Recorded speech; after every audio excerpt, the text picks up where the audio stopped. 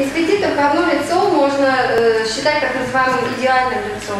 C'est-à-dire qu'on a les bonnes proportions, on a les bonnes formes, on peut faire un petit peu ce qu'on veut comme coupe. Это значит, что здесь хорошая форма лица, все правильно, и мы можем любую стрижку делать, как мы хотим. Технолог Международного центра причесок Сабина Харной приехала в Красноярск из Парижа. Цель визита – обучение стилистов салонов красоты, которые продвигают в нашем городе стиль братьев Берар – волосы в движении. Сабина привезла в Красноярск новую коллекцию стрижек. Коллекция этого лета – это коллекция пret-à-porter, то есть те стрижки, которые будут прекрасно существовать в обычной повседневной жизни.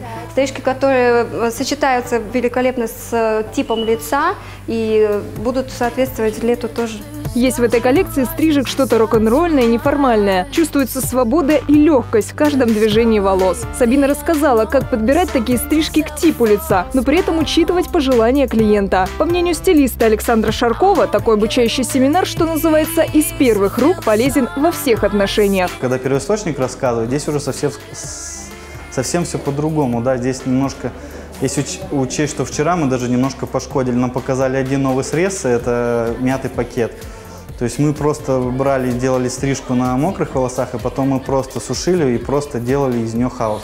То есть по технической части мы немножко посмотрели на какие-то ошибки, которые, возможно, у нас были. Сабина нас подправила, где-то показала, как это делать более четко, более правильно. Такие обучающие курсы мастера салонов красоты Modshair проходят регулярно. Все для того, чтобы создавать стильные, свободные стрижки в стиле Modshair. Modshair, Красная Армия 7, Алексеева, 93. Trouve ton style avec Modshair.